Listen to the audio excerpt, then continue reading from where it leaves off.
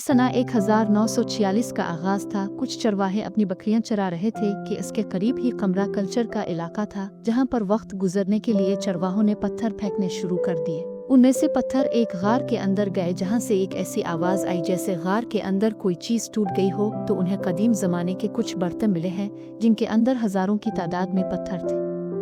बरसों पुराने स्क्रिप्ट और तहरीरें जो चमड़े और कागज पर लिखी गई थीं। जब आसार कदीमा ने आसपास के इलाकों को तलाश किया, 900 कदीम तख्तियाँ मिली हैं जो आज किताब अफहनुक के नाम से मशहूर हैं। ये किताब इंसानी तारीख की एक अजीब और बिल्कुल मुख्तलिफ कहानी बयान करती है, जिसमें सैलाब से लेकर नूह तक की इंसानी तारीख लिखी गई है, जिसमें एक खास किस्म की मखलूक है।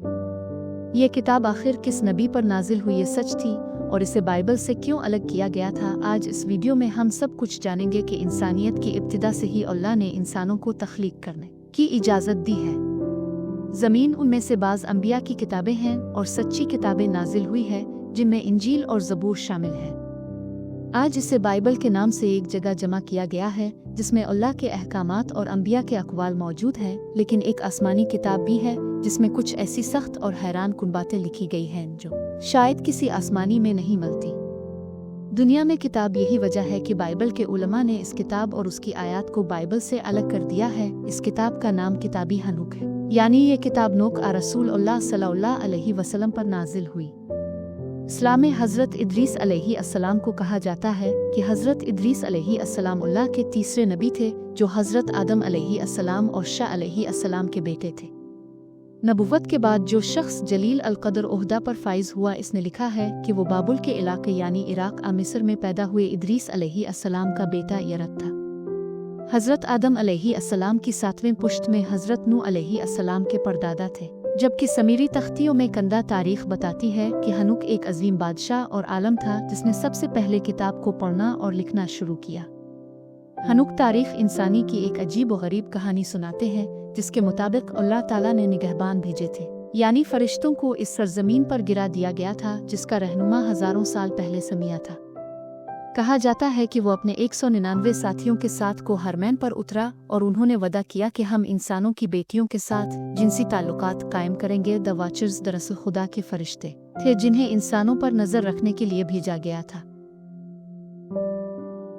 वक्त गुजरने के साथ साथ वो ज़मीन पर रहने वाली खूबसूरत औरतों से मोहब्बत करने लगे और वो इंसानी औरतों के लंबे और खूबसूरत बालों की तरफ मुतवज्जे होने लगे, जिसके नतीजे में नीफिला यानी जिन्नात पैदा हुए, जो अजीब व गरीब मखलूक थे। और देव ने ज़मीन पर बड़ी तबाही मचाई। उन्होंने इंसानों को मारना शुरू कर दिया, यहाँ तक कि परिंदे, जानवर और जंगली जानवर भी उनके शर से महफूज न रह सके। उन जंगली मखलूक की रहनुमाई के लिए हज़रत इदरीस अलैहिस्सलाम को मुकर्रर किया गया, लेकिन तीसरे बाब में है।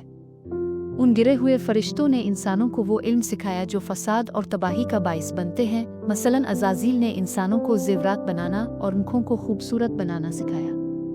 इसकी वजह से इंसानों में बुरे और बुरे काम फैलते हैं। इस तरह शामिया ने जादू सिखाया, इमरोज़ ने सितारों का इल्म सिखाया और काबिल ने ज़मीन पर ये अफरातफरी देखकर अल्लाह को बहुत गुस्सा आया और उसने 4 फरिश्तों यानी मिकाईल, यूरेल, राफील और जिब्राइल को ज़मीन पर भेजा।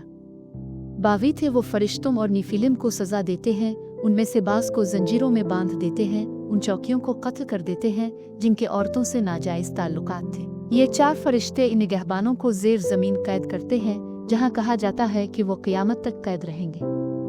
अब सल्लल्लाहु अलैहि वसल्लम को अल्लाह ताला ने यह कुव्वत अता फरमाई थी। वो ज़मीन दुनिया में भी जा सकता था कि हनूक की किताब में ये भी बताया गया है कि इदरीस अलैहिस्सलाम किस तरह फरिश्तों के परों पर उड़ते थे और हनूक के कहने के बावजूद आसमान से दुनिया और पहाड़ों को देखते थे।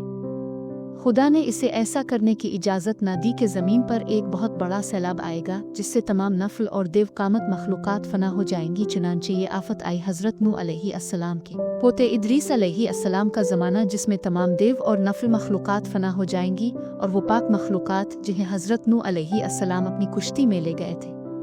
इसने आधी रात को वो घर सवार किया था जिससे दुनिया में फिर से इंसानियत शुरू हुई थी। अब सवाल ये पैदा होता है कि अल्लाह के फरिश्ते नाफरमान कैसे हो गए, जबकि इस्लामी रवायत के मुताबिक फरिश्ते कभी भी अल्लाह की नाफरमानी नहीं करते। अकीदा फरिश्ते भी नाफरमानी कर सकते हैं, जो कि एक गलत अकीदा है। इसलिए ये माना जाता है कि गिरे हुए फरिश्ते फरिश्ते नहीं थे, जिनको नाफरमानी की वजह से जमीन पर गिरा दिया गया था और उन्हें अहल किताब ने फरिश्तों के तौर पर पेश किया था।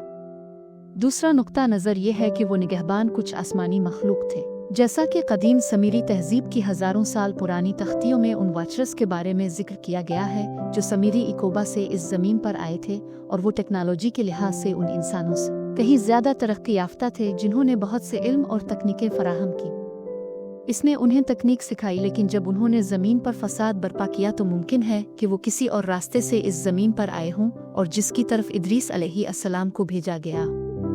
लेकिन जब उन्होंने इसकी बात मानने से इनकार कर दिया तो उन्हें ज़ेर ज़मीन कैद कर दिया गया। उनकी नस्लें और नस्लें तूफ़ान नूह के ज़रिए मिट गईं।